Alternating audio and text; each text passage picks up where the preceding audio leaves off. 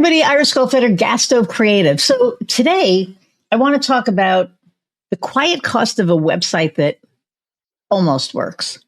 So one of the emails that I got was, I have this really great looking website, but it's really not doing anything. And I wrote some stuff down just because there's like a lot here. So it's not about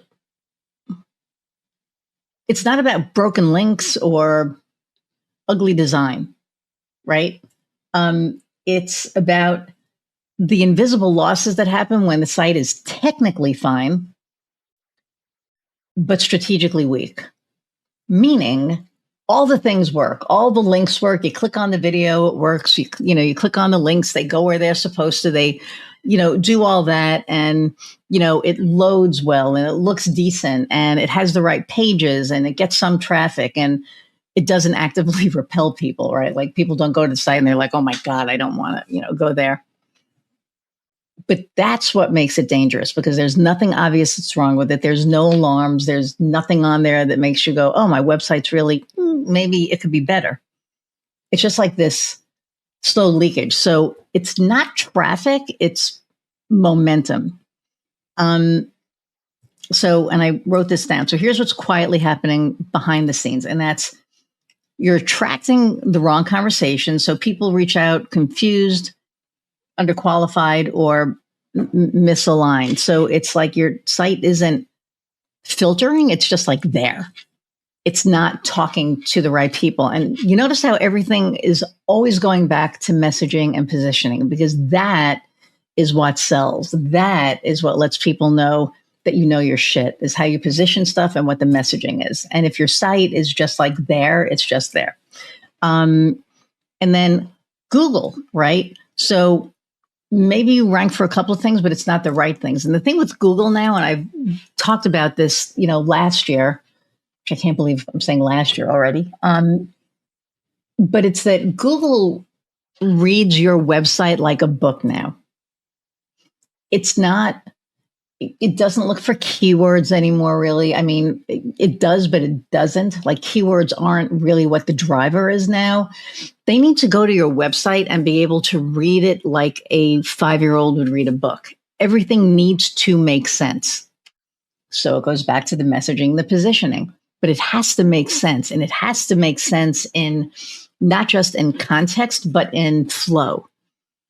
So think of a 5-year-old trying to, read a book, and it's teaching them a lesson, and you get like to the third page, and it's, Timmy has a dragon, and the dragon, I don't know, I could make whatever up, but, and then they get to page 4, and it's like, well, and now Timmy's playing with a turtle. Well, what the hell happened to the dragon, right? It's like, it's not consistent. There's no good flow to it. So you need really clear topical authority and structure. Otherwise, Google is going to treat you as optional rather than the go-to authority. And then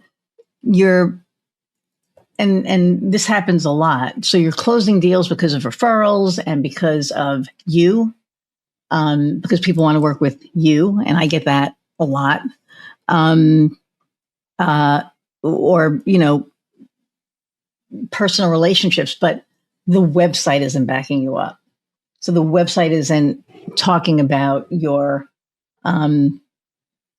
successes or your success rate. It's just, like a brochure site. And then again, you're stuck in explanation mode. So what you're saying isn't clear. Your messaging isn't clear. So people have to keep asking you what you do. And so, that's like a big thing. So you want to make sure that you have a website that works for you, not that's just sitting there. And I usually don't do salesy videos, but I'm going to on this one, because if you do have a website that is just sitting there and not doing anything, give me a call, and, let's hop on a call, 30-minute call, look at what your site is doing or not doing, and let's get you fixed up. All right. For now, I'm going to sign off. Iris Goldfeder, GasStoveCreative. And remember, if you're not online, you're not an option. See ya.